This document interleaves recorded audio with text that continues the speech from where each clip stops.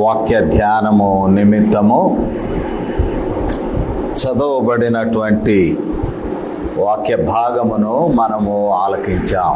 అదేదనగా యోహాను రాసిన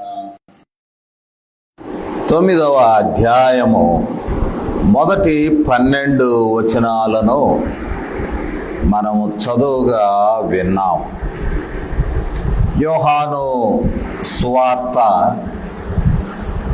ఈ సువార్త యొక్క ప్రత్యేక లక్షణాలు ఏమిటి అనగా, యోహాను సువార్తలో స్వస్థతలు, అద్భుతాలు, హీలింగ్స్ అండ్ మిరకల్స్, వీటిని సూచక క్రియలు అని అక్కడ సైన్స్, SIGN, సైన్ అంటే సిగ్నేచర్ కాదు, కానీ ఇట్స్ సైన్ ఒక గుర్తు. కాబట్టి యోహాను సువార్తికుడు సూచక క్రియలు అని చెబుతూ ఉంటాడు.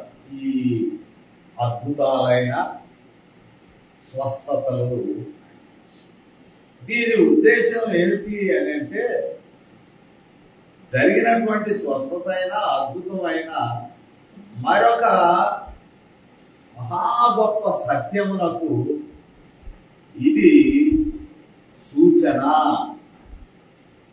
మనం చెప్పుకుంటాం, నీటిని ద్రాక్షారసంగా మార్చాడు, మహా గొప్ప అద్భుతం. కానీ ద్రాక్షారసంగా మారుస్తాడు ఈయన పదార్థాలు, ఇదే పని అని అనుకోవడానికి వీలు లేదు. నీరు ద్రాక్షారసంగా మారినదంటే జీవితాలు కూడా మధురంగా మారతాయనేది సూచన.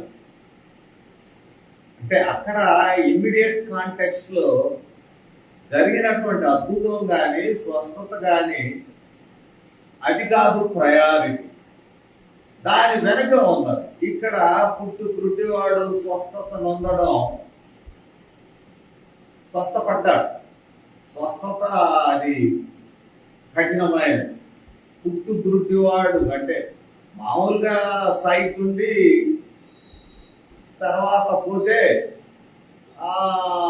దాన్ని రెస్టోర్ చేయడానికి సర్జరీస్ జరుగుతాయి. అసలు ఇతని దానికి పుట్టుకతో లోటు ఉందంటే ఏమేమో లోట్లు ఉంటాయి. చాలా మంది అంటారు ఆప్టిక్ నర్వ్ చాలా ఇబ్బందితో కూడిందండి, దాన్ని యాక్టివేట్ చేయాలంటే రెటీనా నుండి వెళుతుంది. అది పని చేయకపోతే, అంటే బ్రెయిన్ రెటీనాను కనెక్ట్ చేసేదాకు నీకు దృష్టి ఉండదు అంటారు. అంటే అక్కడ ఏదైనా రెటీనాకు పేరు వచ్చినా, ఏదైనా ఇబ్బంది కలిగినా రిపేర్ చేయడానికి ప్రయత్నం చేస్తారు, కానీ ఫుల్ రెస్టోరేషన్ ఉండదు. అట్లాగనే మనము గమనించినప్పుడు పుట్టుకతో అంటే అసలు లోపం మనకు తెలియదు. కానీ మరి ఇలాంటి గురుటివాడు యేసుప్రభు వారి దగ్గర స్వస్థత పొందడం అనేటువంటిది అదొక ప్రత్యేకమైనటువంటి ప్రక్రియగా మనం చూస్తూ ఉన్నాం. ప్రత్యేకమైనటువంటి గుడ్డివాడు మరి తిరిగి చూపు పొందడం అంటే ఇక్కడ స్వస్థత అనేది ప్రయారిటీ కాదు, కానీ అంధకారమయమైనటువంటి జీవితం వెలుగుమయం కావడం. అంత darkness, he doesn't know what is white, red, green are yellow. ఎప్పుడు చూడలేదు. కొన్నాళ్ళు చూసి ఉన్నట్టయితే మెంటల్ ఇమేజెస్ ఉంటాయి. ఎన్నడూ చూడలేదు. పుట్టిన దగ్గర నుంచి లోకం అంతా నలుపే, అంధకారమే.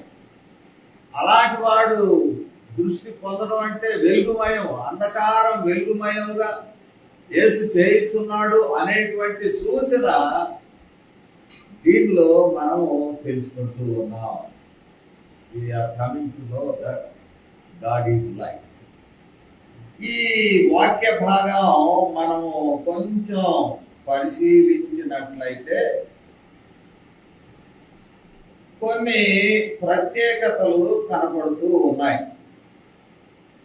ఇక్కడ ఒక పండగ ఎదురవుతూ ఉన్నది యూదులు. ఈ పండుగ 10వ అధ్యాయము 22వ వచనం చూద్దాం. 10వ అధ్యాయం 22వ వచనం యోహాను సువార్తలోనే. అంటే ఇక్కడ ఉన్నటువంటి కాంటెక్స్ట్ నేను మీకు తెలియజేయించు ఉన్నాను.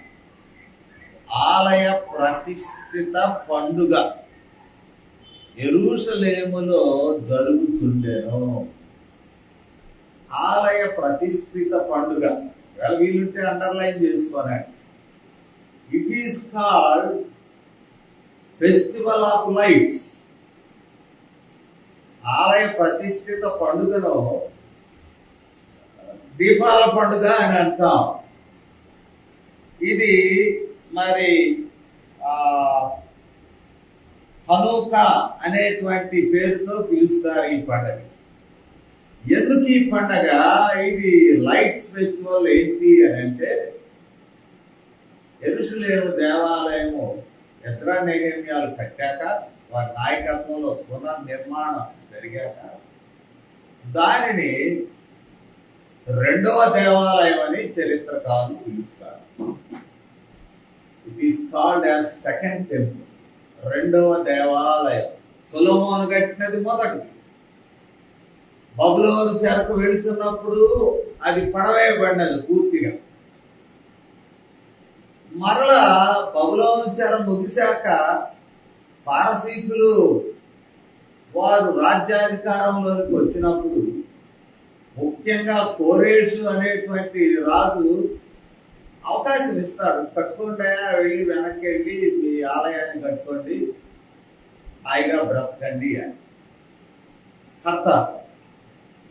కట్టాక అటు తర్వాత యేసు ప్రభు వారి ముందు కాలంలో మకబీయులు అనేటువంటి యూదులలో ఒక బలమైన వర్గం ఉన్న కాలంలో అన్యులైన వారు స్వాధీనం చేసుకొని మరలా యెరూషలేముని అన్య దేవతలకు బలులు అర్పించారు.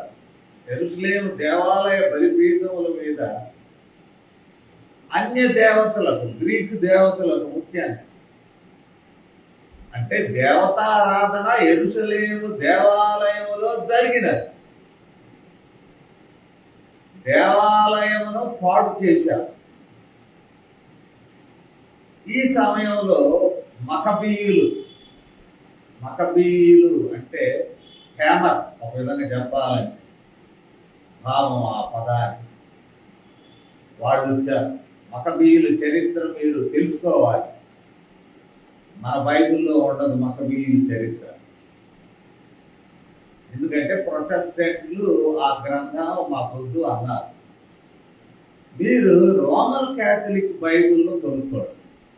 ఊరిక నమ్మమని విశ్వసించమని నేను చెప్పడం లేదు, కానీ ఫర్ హిస్టారికల్ పర్పస్ రోమన్ క్యాథలిక్లు వాళ్ళు కూడా తెలుగులో బైబిల్స్ ఇస్తున్నారు. ఇప్పుడు ఇంతకుముందు లేదు, కానీ వాళ్ళ బైబిల్లో మకబీయుల గ్రంథమే ఉంటుంది.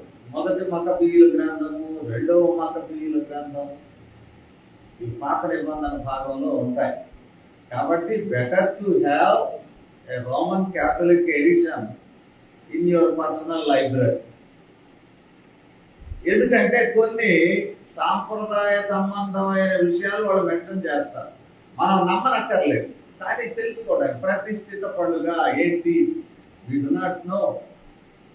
వాస్తవంగా ఇది హనుకా అంటే వెలుతురు పండుగ, లైట్స్ ఫెస్టివల్. మకబీయులు ఈ అన్య దేవత ఆరాధికులను, అన్యులకు సంబంధించినటువంటి అధికారులను చీల్చి చెండాడారు. ఇది మా యెహోవా దేవుని ఆలయం, మీరు విగ్రహారాధన చేస్తారా? ఈ దేవాలయంలో విగ్రహాలకు బలులు ఇస్తారా?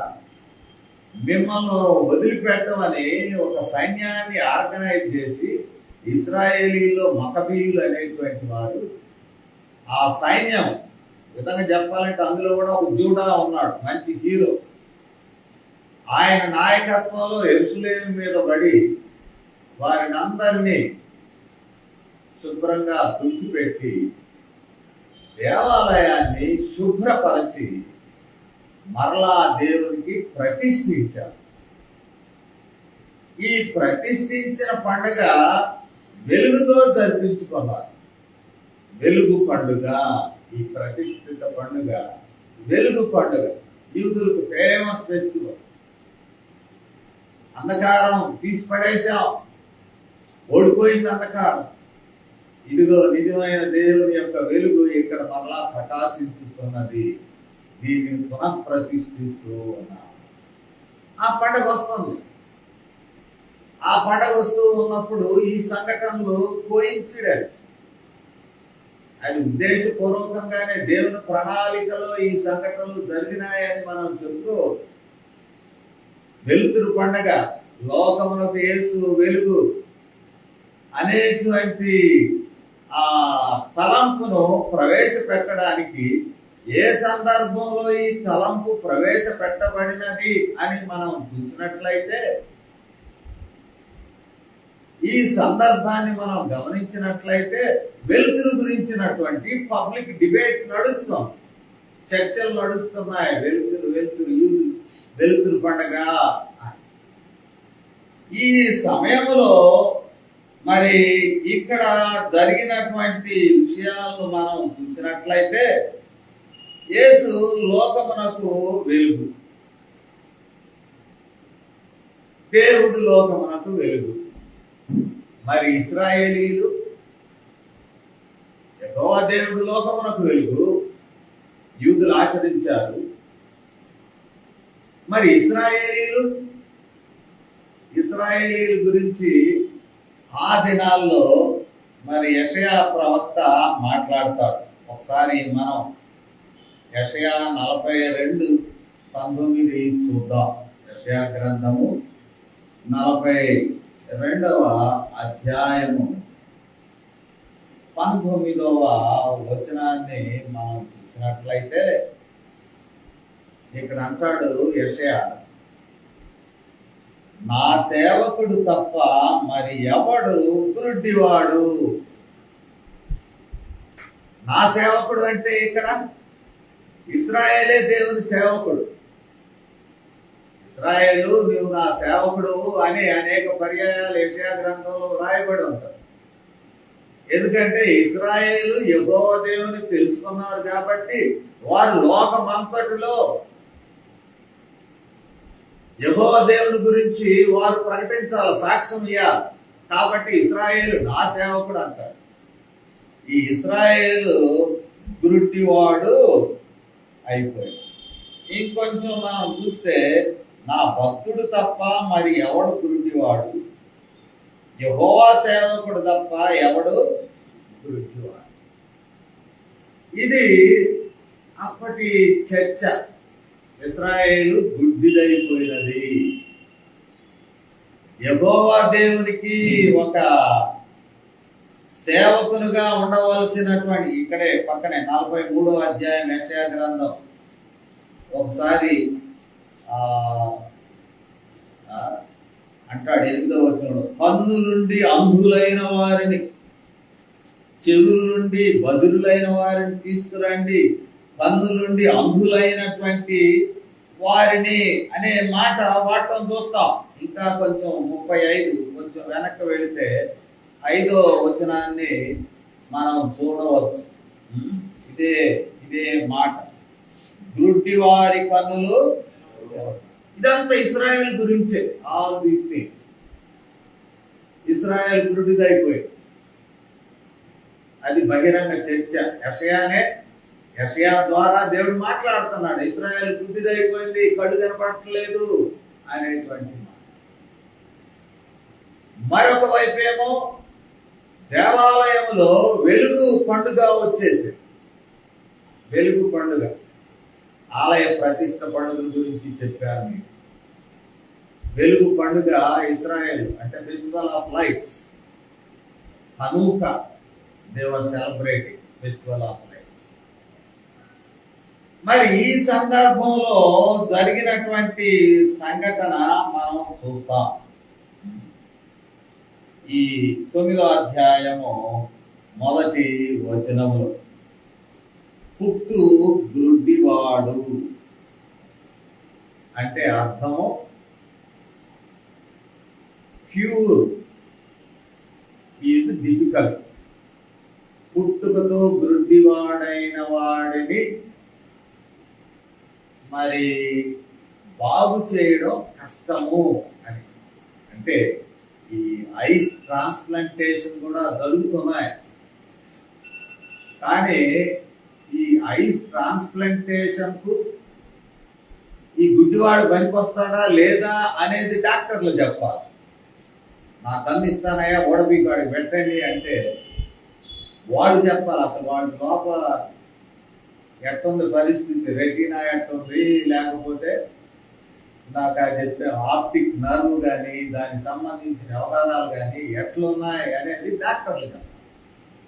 చెప్తే అప్పుడు ఐ ట్రాన్స్ప్లాంటేషన్ ఏదైనా జరుగుతుంది. ఈ రోజుల్లో కొంతమందిని హాస్పిటల్లోనే పెడతారు. ఏదైనా యాక్సిడెంట్ కేసుల్లో పళ్ళు ఏమైనా వస్తాయా, వస్తే ఇమీడియట్ గా అమర్చేద్దాం అందులో పంపి అని కూడా ఎన్నో ప్రయత్నాలు టు రెస్టోర్ ద సైట్. కానీ ఈ బైబిల్ సందర్భంలో ఉన్నది ఏమిటంటే పుట్టుకతో గుడ్డివాడు స్వస్థత పొందడం కష్టము అనేటువంటి ఆ జీవితం అంధకారమే. ఎందుకంటే పుట్టుకతో ఇలాంటి వారిని మనం ఆది సంఘంలో కూడా చూస్తాం. ఉదాహరణకి అపోస్తల కార్యములు 3:2 ఇక్కడ పుట్టుకతో కుంటివాడు కనపడతాడు. పుట్టినది మొదలుకొని కుంటివాడైన ఒక మనుషుడు మోసుకొని పోబడుతుండేను. పుట్టుకతోనే కుంటివాడు. ఒకప్పుడు పోలియో అనేది చాలా బీభత్సంగా ఉండేది. ఇప్పుడు ఈ పోలియో వ్యాక్సిన్ వేయడం వలన చాలా వరకు కేసులు తగ్గిపోయాయి. ముందు సంవత్సరాల్లో అయితే పోలియో కాడు పుట్టుకతో దెబ్బతింటే ఇది కష్టం. పోలియో కానీ ఇంకొక గుడ్డివారు కానీ కుంటివారు ఆ కాలంలో it is very difficult to restore sight. మరలా చూపు తీసుకురావడం చాలా కష్టము అనేటువంటి.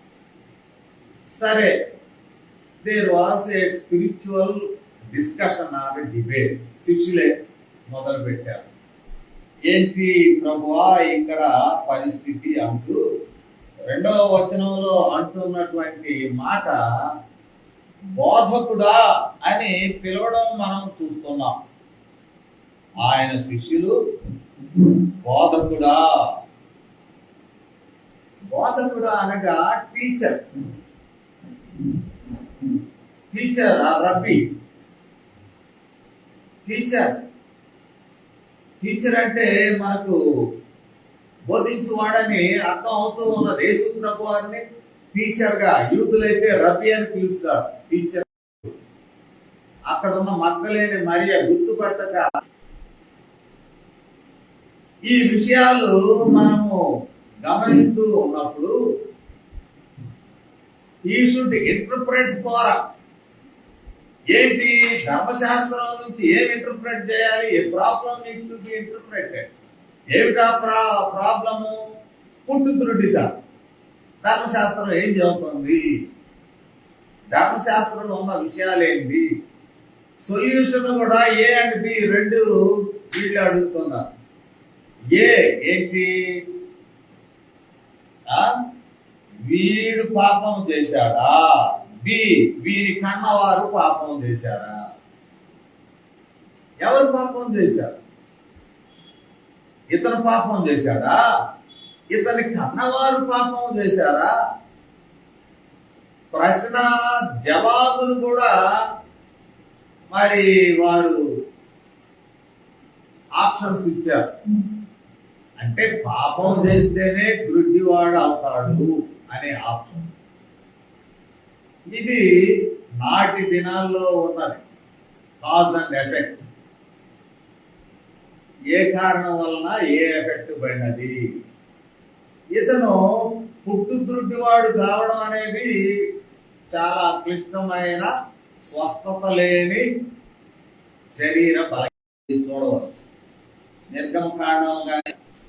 నిర్గమకాండము 20వ అధ్యాయము 5వ వచనాన్ని మనం పరిశీలించినప్పుడు ఈ స్థలంలో ఉన్నటువంటి మాట, ఎలయనగా నీ దేవుడైన యెహోవానగు నేను రోషము గల దేవుడు, నన్ను ద్వేషించు వారి విషయంలో 3-4 తరముల వరకు తండ్రుల దోషమును కుమారుల మీదికి రప్పించుచు.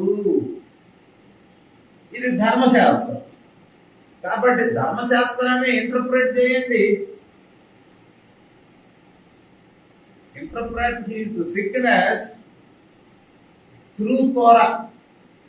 ధర్మశాస్త్రం ద్వారా మీరు ఇంటర్ప్రెట్ చేయండి. మనకు బాగా తెలిసినటువంటి విషయం ఏంటంటే, యోగుకు 3 స్నేహితులు ఉన్నారు. 3 స్నేహితులు యోగును విసిగిస్తారు. చివరి అధ్యాయం దాకా ఇంచుమించు 30 వరకు.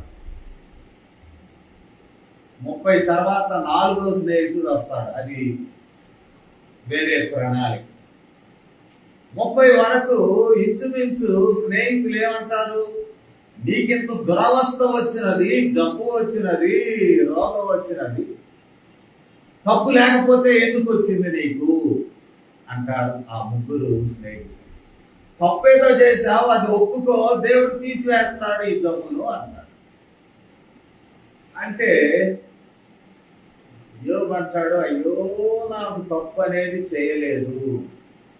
1వ అధ్యాయంలోనే చదువుతాడు. ఆయన కొరకు, పిల్లల కొరకు బలులు అనుదినం పాప పరిహారార్థం ఆ బలులను అర్పించి శుద్ధి చేసుకుంటూ ఉన్నటువంటి వాడు. స్నేహితులు ఏమంటున్నారు, సిగ్గయ్యాక నువ్వేదో పాపం చేసావు, పిల్లల మీదకి వస్తుంది, నీ మీదకి వచ్చింది. ఇది చాలా ఇబ్బందికరమైనటువంటి విషయం. This kind of blame. నా కుమారుడు శోభాబు చనిపోయినప్పుడు ఈ దైవ సేవకులనే బ్యాచ్ వచ్చింది. వచ్చి ఏ తప్పు జరగకపోతే పిల్లాడిని దేవుడు చంపేశాడు అంటే వాళ్ళ ఉద్దేశము, తండ్రి ఏదో చేశాడు కాబట్టి కుమారుడిని దేవుడు తీసేశాడు అని. వారు విపరీతమైన ట్రోలింగ్స్ అంటాం. ట్రోలింగ్ అంటే దీనిలో కాదు, పల్లెటూరులో 2 చెవుల్లో వేస్తే అది రౌండ్ తిరిగి వచ్చేస్తుంది. అప్పటి నుంచి వాళ్ళ ముఖాలు చూడాలంటే నాకు బాధగా ఉంటుంది. మాట్లాడటం తర్వాత సంగతి. మరణం లేక ఒక ఘోరమైన వ్యాధి, దాని విశ్వాసానికి లింక్ చేసి, విశ్వాసంలో తప్పిపోయావు కాబట్టి నీకు ఈ రోగం ఉన్నది అనేటువంటి భావం.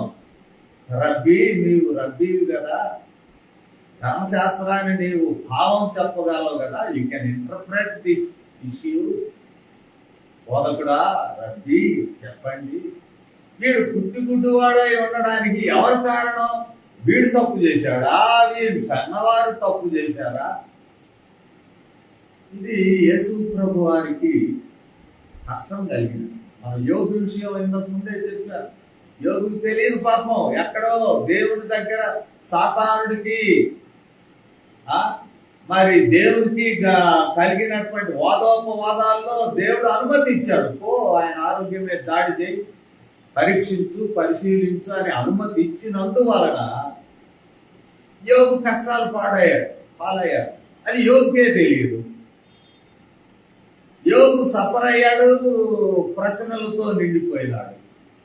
ఎందుకు ఈ బాధ అని యోగు సఫర్ అయ్యాడు. ప్రశ్నలు, అనుమానాలు దేవుడు ఎందుకు పెట్టాడు? ఏ తప్పు చేశాడు?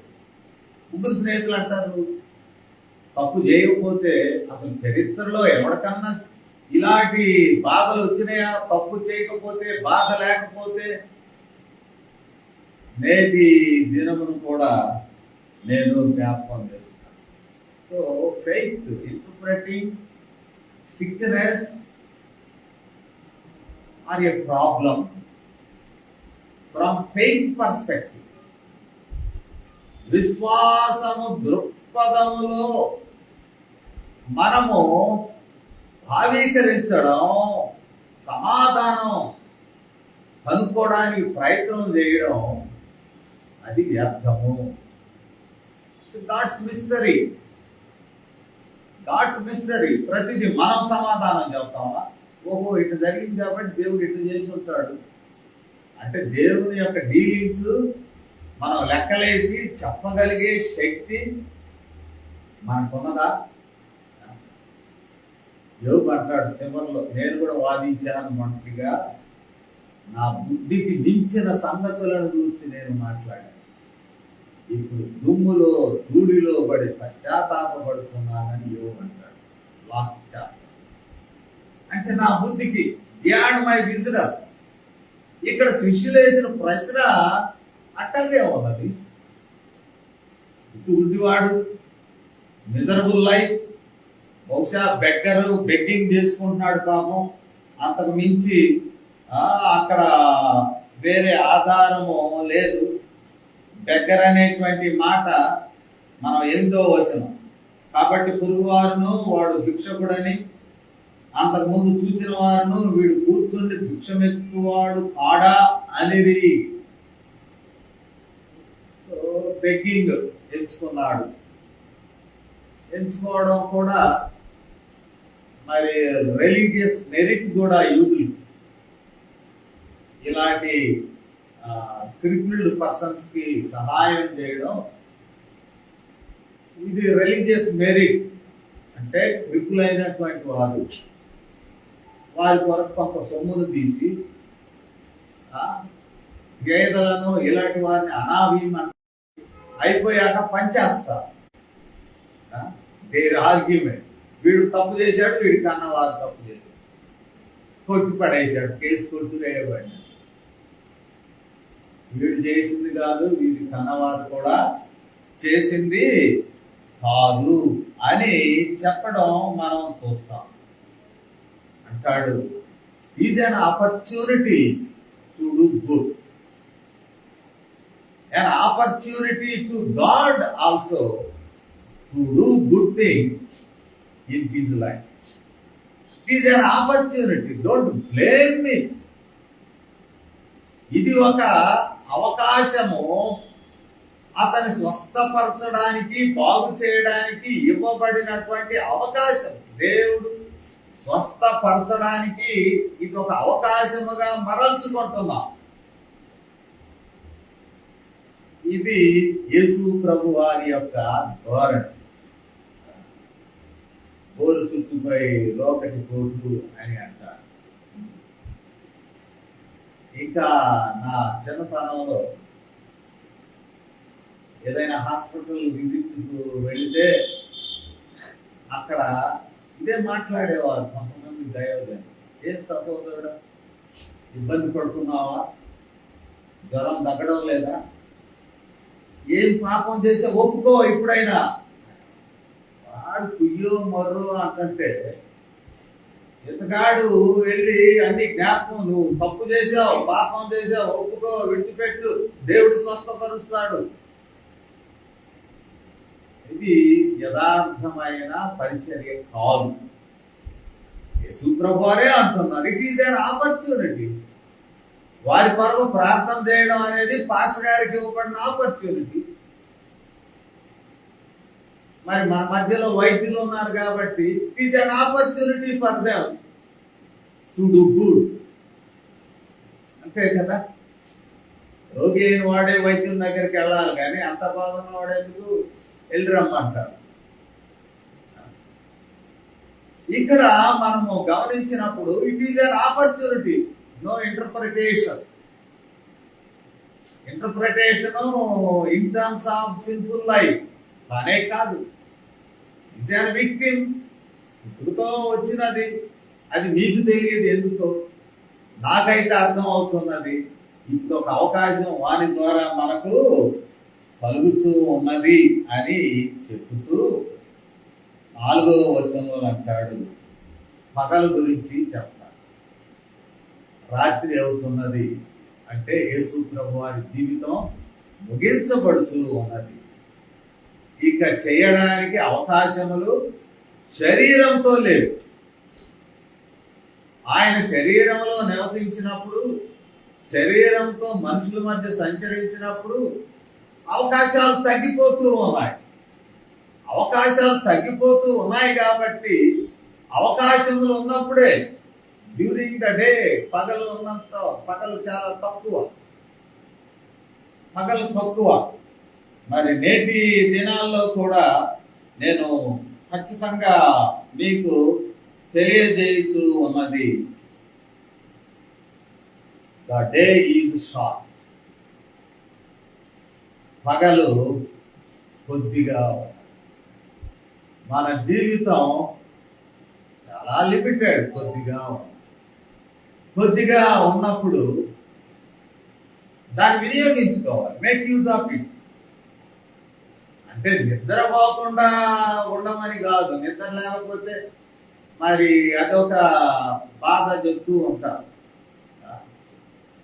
నేను రాత్రి 1 గంటకు లేచి ఒక టాబ్లెట్ వేసుకొని పడుకున్నాను. ఎందుకంటే నిద్ర కావాలి. నిద్ర లేకపోతే శరీరం బలహీనం అయిపోతుంది, మైండ్ బలహీనం అవుతుంది.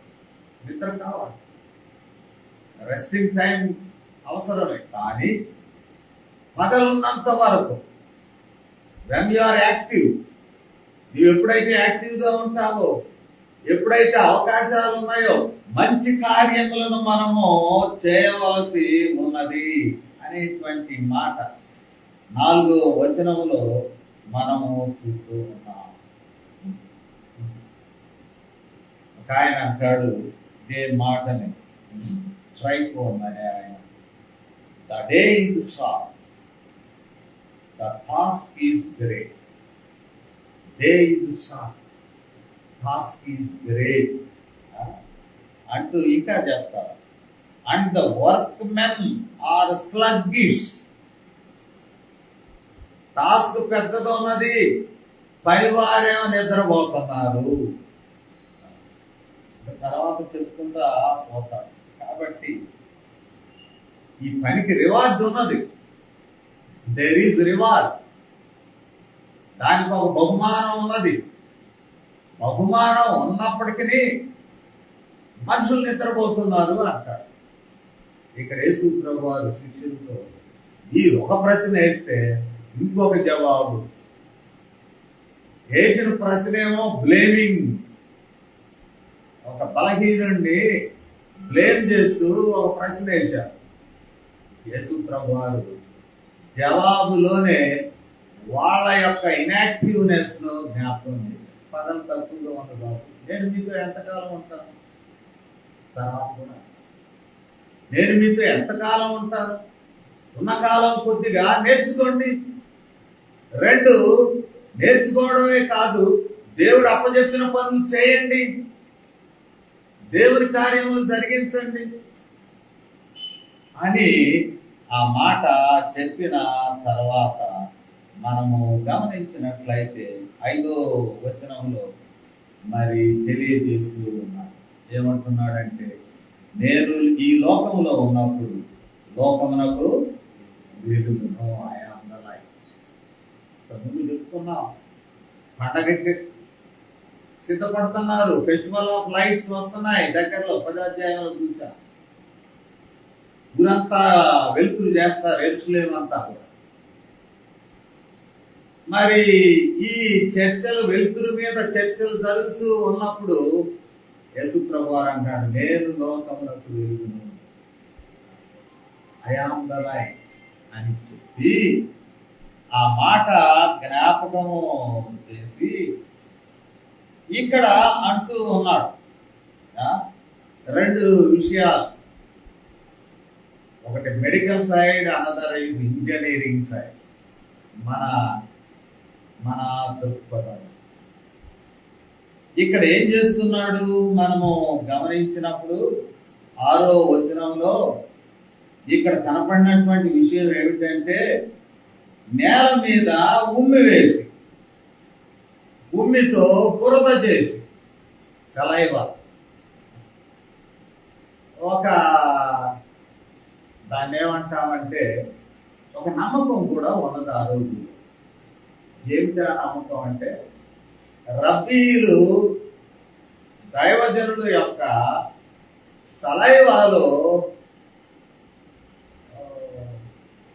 దాన్ని ఏమంటాం మెడికల్ వాల్యూస్ ఉన్నాయని వారు నమ్ముతారు. సరే, ఇది నమ్మకాన్ని దృఢపరచడం కాదు, కానీ వారు ప్రజలు కూడా అర్థం చేసుకోవడానికి నేల మీద వేసి దానిని బురదగా మార్చాడు. బురద చేయడం మనం చూస్తాం. బురద చేయడం వలన మరి మనకేమి బోధింపబడుతున్నది అని మనం గమనించినట్లయితే మనిషి నిర్మాణమే బురద, మట్టి. ఆదికాండము 2:7 మనం చూసినట్లయితే మానవ నిర్మాణాన్ని మనము గమనించినప్పుడు మరి ఇదే పాత్ర దేవుడని యెహోవా నేల మట్టితో నరుని నిర్మించి, మను పాత్ర ఉన్నది మానవ నిర్మాణంలో. స్వస్థతలో కూడా మను పాత్రను యేసుక్రీస్తు వారు ఉంచారు. ఇది this action is typological, symbolical. ప్రజలందరూ నమ్ముతూ ఉన్నది నాటి దినాల్లో ఒక ప్రవక్త యొక్క సలైవాలో ఉన్నటువంటి మెరికులస్ ఆర్ హీలింగ్ పవర్ ఒకవైపు, మానవుని యొక్క నిర్మాణంలో సృష్టిలో ఉన్న మన్ను రెండింటిని కంబైన్ చేసి వారి కన్నుల మీద పూసి.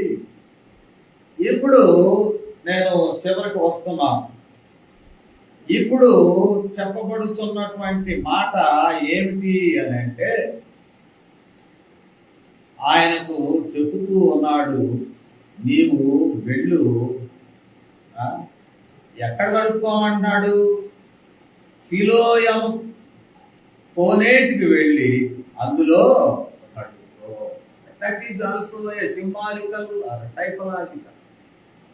సిలోయం విషయం కూడా 2 మాటలు చెప్పాలి. వాక్యం వింటున్నావు కదా, అప్పుడప్పుడు కొన్ని విషయాలు మనం తెలుసుకోవడం మంచిది. యెరూషలేములో వాట్ ఈజ్ సిలోయం?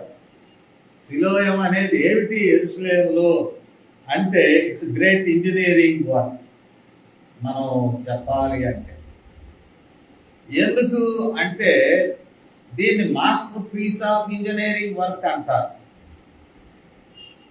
యెరూషలేముకు దగ్గరలో ఉన్న వాటర్ సోర్స్ గీహోను అనే స్థలంలో నీళ్లు ఎక్కువగా ఉన్నాయి యెరూషలేము. ఈ గీహోను అనే ఈ స్థలాన్ని ఎవడన్నా పట్టివేస్తే, దాన్ని క్యాప్చర్ చేస్తే యెరూషలేముకు నీళ్లు లేవు, వీళ్ళు పోయి తెచ్చుకోలేరు. అక్కడ పెట్టాడంటే సిపాయిలను వీళ్ళు వెళ్ళలేరు ఇక. అందుకని మనము మరి ప్రత్యేకముగా ఈ విషయాన్ని పరిశీలించినప్పుడు ఇక్కడ ఉన్నటువంటి హిజ్కియాను మనం చూద్దాం. 2వ దినవృత్తాంతాలు 32వ అధ్యాయం. 2వ దినవృత్తాంతముల గ్రంథము 32వ అధ్యాయాన్ని మనము చూద్దాం. 2వ దినవృత్తాంతముల గ్రంథము 32వ అధ్యాయం. ఎందుకంటే ఈ అధ్యాయంలో థ్రెట్ వచ్చినది. ఏమి థ్రెట్ అంటే, ఈ నీటి తావునే మేము పట్టేస్తాం, వాళ్ళకి నీళ్లు ఇవ్వం, మరి దెబ్బకి వాళ్ళు మాకు లొంగిపోతారు అనేటువంటి ఆ మాట మాట్లాడడం మనం చూస్తాం. ఇక్కడ అంటాడు సన్హెరీబ్ గురించి 3వ వచనంలో చూసినట్లయితే, పట్టణము బయటనున్న ఊటల నీళ్లను అడ్డగించవలనని తన అధిపతులతోనూ పరాక్రమశాలతోనూ యోచన చేయగా. సన్హెరీబ్ విషయం, ఈ జలాల్ని అడ్డుకోవాలనుకుంటున్నాడు, యెరూషలేముకు నీళ్లు లేకుండా చేయాలనుకుంటున్నాడు. అనుకుంటున్నటువంటి సమయంలో 30వ వచనం, అదే అధ్యాయం 2 దినవృత్తాంతాలు, 2వ దినవృత్తాంతముల గ్రంథము, మరి మనం చదువుకున్నటువంటి 32వ అధ్యాయంలో 30వ వచనం, ఈ హిజ్కియా గీహోను కాలువకు ఎగువన కట్ట వేయించి దావీదు పట్టణపు పడమటి వైపునకు దానిని తెప్పించెను. హిజ్కియా తాను కూరుకొనిన సర్వ ప్రయత్నముల యందు వృద్ధి. ఆ గీహోను దగ్గర ఆనకట్టలాగా కట్ట వేయించాడు. అక్కడ నుండి ఇంత వివరంగా ఇవ్వలేదు, కానీ ఒక టన్నెల్, ఎక్కడో ఒక టన్నెల్ వేస్తుంటారు, ఎప్పుడు వార్తల్లో వస్తుంటారు, ఎప్పుడు అయిపోతుందో తెలియదు, కానీ వెలుగొండ. సో లైక్ దట్, అంత భారీ టన్నెల్ కాదు, కానీ ఒక విధంగా టన్నెల్ వేయించాడు హిజ్కియా. ఈ రోజున ఎవరు పోయి చూసినా కూడా అది ఇంజనీరింగ్ మెరికల్. ఎందుకంటే డౌన్లో కిద్రోను వాళ్ళు ఉన్నారు, కిద్రోను లోయ, మళ్ళీ కొండ ఎక్కించాలి, యెరూషలేము లోపలికి తీసుకురావాలి. ఆ నీళ్లు ఎట్లా మేనేజ్ చేశాడు అనేటువంటిది, గీహోను నుండి నీళ్లను యెరూషలేములోనికి సొరంగ మార్గం ద్వారా తెప్పించాడు హిజ్కియా అంటే అది గొప్ప సంగతి. కాబట్టి ఆ సొరంగం ద్వారా తీసుకురాబడి నింపబడిన కోనేరు సిలోయం. ఇప్పుడు కొంచెం అర్థమైందేమో, అర్థం చేసుకోండి. What is Siloam? ఇది ఇంజనీరింగ్ మాస్టర్ పీస్ అంటారు ఎప్పటికీ.